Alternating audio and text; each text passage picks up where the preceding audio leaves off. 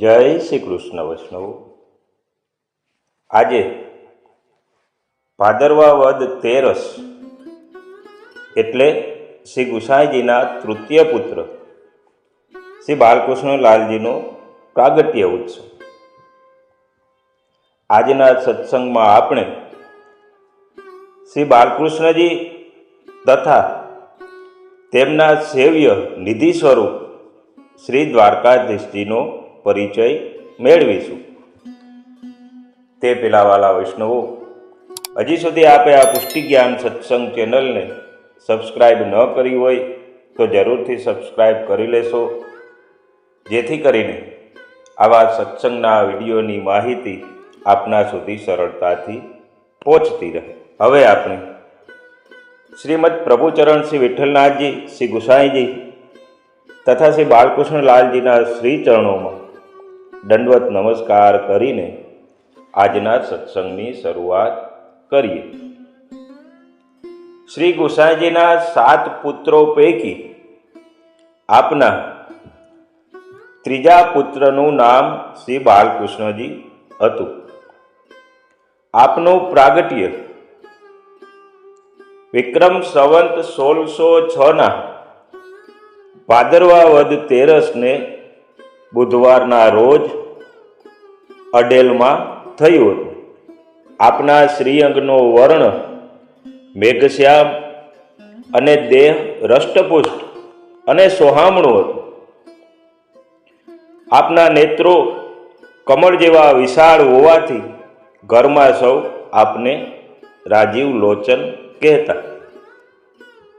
શ્રી બાલકૃષ્ણજીને તેમના છઠ્ઠા ભાઈ શ્રી યદુનાથજી સાથે ખૂબ જ ગાઢો પ્રેમભાવ હતો। પિતા પાસેથી તેઓ વેદ, વેદાંગ અને પુરાણો શીખ્યા। ત્યારબાદ તેમણે સાંપ્રદાયિક ગ્રંથોનો ઊંડો અભ્યાસ કર્યો હતો। 1614 આપનો જનોય સંસ્કાર થયો હતો અને ત્યારબાદ સંવત 1623 અભ્યાસ પૂર્ણ થતાં આપનું લગ્ન શ્રી કમલાવતી વહુજી સાથે થયું હતું। આપને શ્રી દ્વારકેશજી, શ્રી વ્રજનાથજી, શ્રી વ્રજભૂષણલાલજી, શ્રી પીતાંબરજી, શ્રી વ્રજાલંકારજી અને શ્રી પુરુષોત્તમજી આપને 6 પુત્રો થયા। શ્રી ગુસાઈજીએ શ્રી બાલકૃષ્ણ લાલજીને શ્રી દ્વારકાધીશજીનું સ્વરૂપ સેવા માટે પધરાવી આપ્યું હતું। તેમણે શ્રી ગોકુલમાં શ્રી યમુનાજીના કિનારે પોતાનું મોટું મંદિર બનાવી ત્યાં બિરાજી શ્રી દ્વારકાધીશજીની સેવા ખૂબ જ ભક્તિભાવપૂર્વક કરતા। એક દિવસે શ્રી બાલકૃષ્ણ લાલજીને રાત્રે સ્વપ્નમાં શ્રી ઠાકોરજીના ચતુર્થ સ્વામિનીજી શ્રી યમુનાજીના દર્શન થયા અને તેમની આંખ ખુલી ગઈ। તેમણે શ્રી યમુનાજીના પ્રત્યક્ષ સ્વરૂપને શ્રી દ્વારકાધીશજીની સાથે પધરાવવાનો સંકલ્પ કર્યો। તે સમયે તેમણે સ્વપ્નદ્રષ્ટ સ્વામીની સ્તોત્રની રચના કરી। સવારે તેમણે શ્રી ગુસાઈજીને હકીકત કહી અને શ્રી બાલકૃષ્ણ લાલજીને શ્રી દ્વારકાધીશજીની પાસે સ્વામીનીજી પધરાવવાની ખૂબ જ તાલાવેલી અને વિરહ થયો।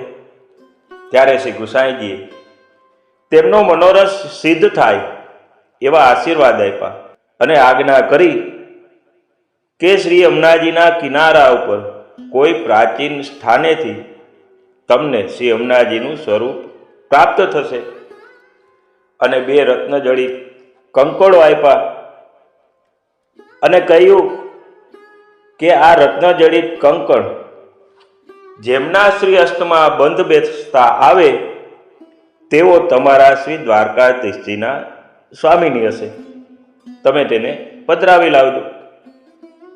હવે શ્રી બાલકૃષ્ણજી રોજ રાજભોગ સુધીની સેવા પહોંચી અને પછી શ્રી સ્વામિનીજીને શોધવા જતા। આમ શ્રી યમુનાજીના કિનારા ઉપર અનેક સ્થાનોએ આપે શ્રી દ્વારકાધીશજીના સ્વામિનીજીની શોધ ચાલુ રાખી.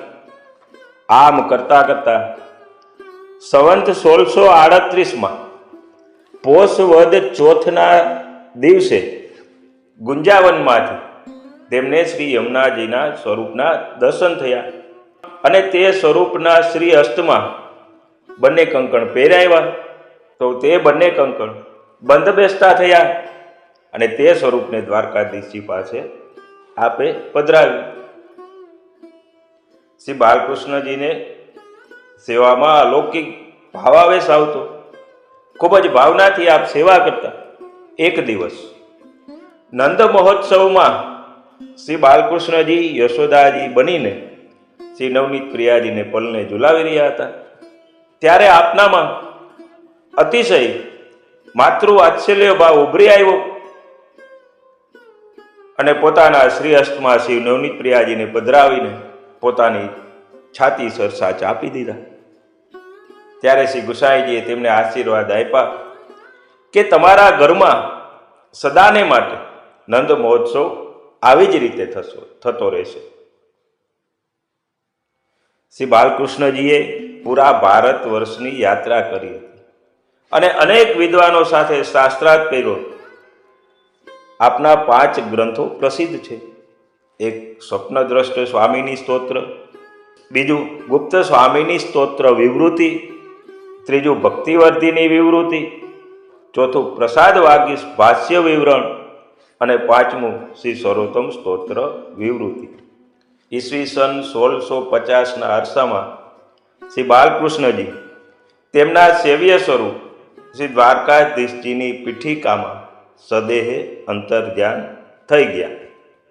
તેઓ લગભગ 44 વર્ષ સુધી પૃથ્વી ઉપર બિરાજ્યા. હવે આપણે આપના નિધિ સ્વરૂપ શ્રી દ્વારકાધીશજી વિશે વિચાર કરીએ.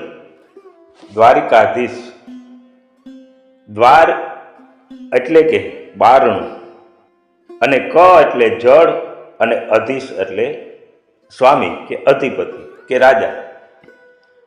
દ્વારકાધીશજીનો અર્થ થાય છે કે જેઓ જળ સ્વરૂપા શ્રી યમુનાજીની નિકુંજના સ્વામી અધિપતિ છે તે શ્રી દ્વારકાધીશ. આ સ્વરૂપ એ વ્રજલીલાનું સ્વરૂપ છે.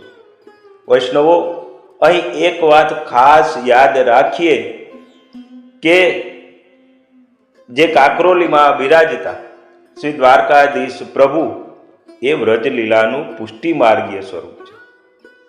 એ દ્વારકા લીલાનું સ્વરૂપ નથી કે દ્વારકાની અંદર જે બિરાજે છે દ્વારકાધીશ પ્રભુ તે સ્વરૂપ અને આ સ્વરૂપ બંને લીલા ભેદે અલગ છે.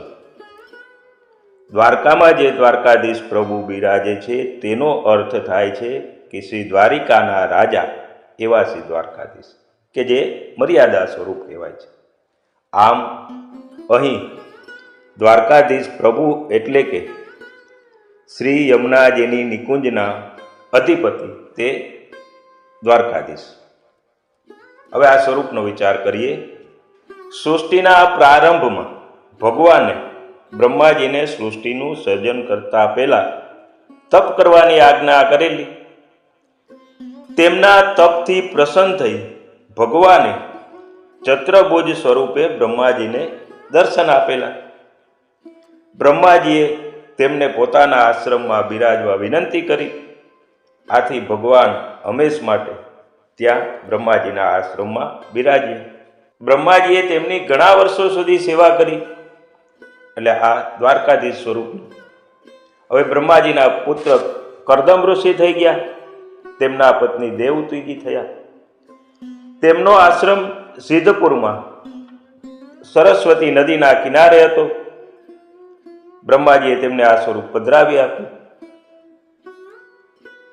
કરદમ ઋષિ અને દેવહૂતિ આ દ્વારકાધીશજીની સેવા કરે. તેમના પુત્ર કપિલદેવજી થયા. તેમણે પણ આ સ્વરૂપની સેવા કરી. ત્યાર પછી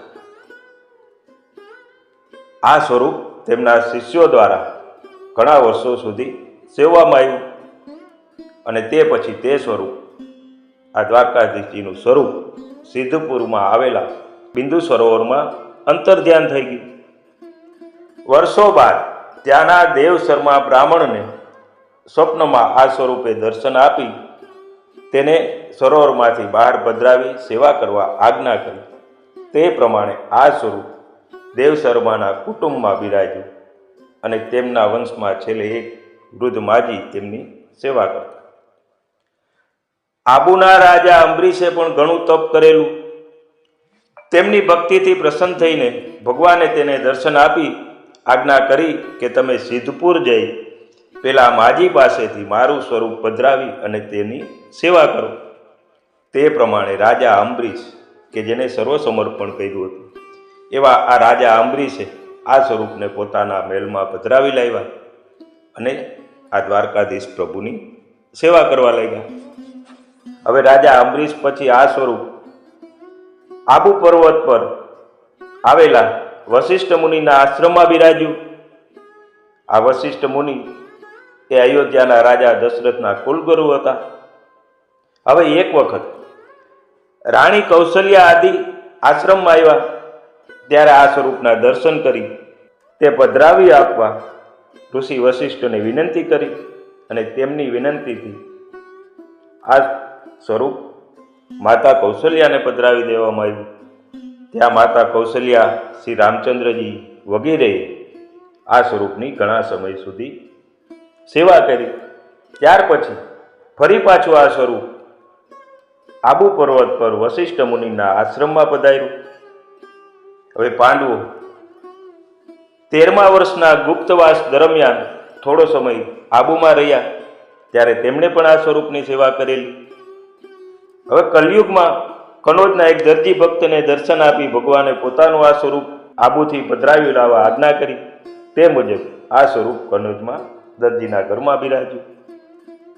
હવે જ્યારે કનોજના દિવાન દામોદરદાસ સંભળવાળ શ્રી મહાપ્રભુજીને શરણે આવ્યા, શ્રી મહાપ્રભુજીના સેવક થયા, ત્યારે શ્રી મહાપ્રભુજીની આજ્ઞા થતા તેઓ આ સ્વરૂપને દરજીને ત્યાંથી પધરાવી લાવ્યા.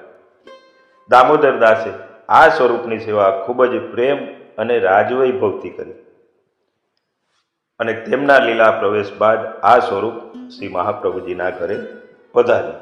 હવે શ્રી ગુસાઈજીએ પોતાના તૃતીય કુમાર શ્રી બાલકૃષ્ણજીને આ સ્વરૂપ પધરાવ્યું હતું. આમ સૌથી પ્રાચીન નિધિ સ્વરૂપ જો કોઈ હોય તો એ આ દ્વારકાધીશજીનું સ્વરૂપ છે.